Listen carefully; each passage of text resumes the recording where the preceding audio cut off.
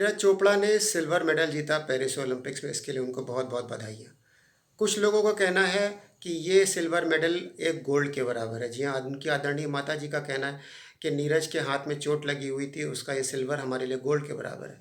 मैं उनकी आदरणीय माता जी से बिल्कुल सहमत हूँ। उन्होंने आगे ये भी कहा कि अगर वो आता है तो मैं उसके लिए उसका फेवरेट फूड पकाऊंगी। जी हाँ, आपने जिस तरह से नीरज चोपड़ा को मोटिवेट करा वो निहायत ही प्रशंसनीय है।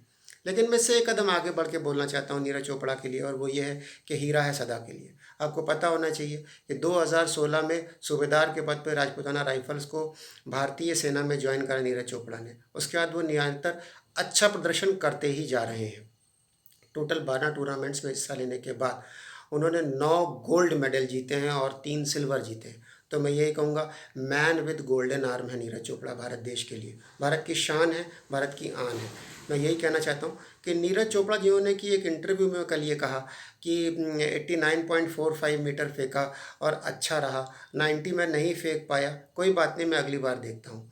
लेकिन आपको ये मालूम होना चाहिए कि अरशद नदीम जो पाकिस्तान के हैं, उन्होंने 92.97 मीटर जेवलिन फेंका, जबकि नीरज चोपड़ा ने 89.45। इससे वो निराश नहीं है, वो ये कह रहे हैं अगली बार की अगली बार देखेंगे। इसे कहते हैं सेल्फ मोटिवेशन, जहाँ यानी कि तैयारियों में अभी से लग गए हैं और अगली बार निश्चित तौर पर अगले ओलंपिक में भारत के लिए गोल्ड लाएंगे, जैसा कि वो पहले भी ये कारनामा कर चुके हैं अभिनव बिंद्रा के बाद।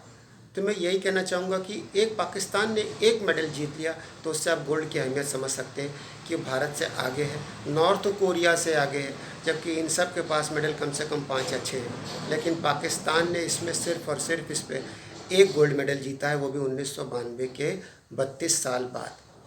तो मैं यही कहूँगा, नीरज चोपड़ा जी, हम आपसे बहुत खुश हैं, बहुत उत्साहित हैं आपके सिल्वर मेडल से। आप मेडल लेकर आए भारत के लिए, ये बहुत बड़ी बात है। गोल्ड ना सही, लेकिन गोल्ड के बराबर ही सही। आपने जो प्रयास किया वो निहायत ही प्रशंसनीय है। मैं यही कहना चाहूँगा कि जिस तरह से आपने स्पोर्ट्समैनशिप दिखाते हुए अपने साथी खिलाड़ियों को कॉन्ग्रेचुलेट किया, उससे जाहिर होता है कि आप कम से कम ईर्ष्या की भावना नहीं रखते। नीरज चोपड़ा जो आज तक किसी भी कंट्रोवर्सी में नहीं फंसे, कभी भी किसी भी बयानबाजी में नहीं फंसे, हमेशा निरंतर अपने प्रदर्शन के ऊपर ही ध्यान देते हैं। उनका ये सिल्वर हमारे लिए गोल्ड के बराबर है, गोल्ड से ऊंचा है। भारत देश की शान को बढ़ाने के लिए नीरज चोपड़ा को बहुत बहुत बधाइयाँ। और मैं यही बोलूँगा कि आगे अच्छा प्रदर्शन करिए, मेरी शुभकामनाएं आपके साथ हैं। और मैं फिर से अपनी लाइन वही वाल बोलूँगा आपके लिए कि हीरा है सदा के लिए, आप हमारे देश का हीरा हैं। Thank you very much. Please अपने कमेंट्स शेयर और सब्सक्राइब करें। Thank you very much.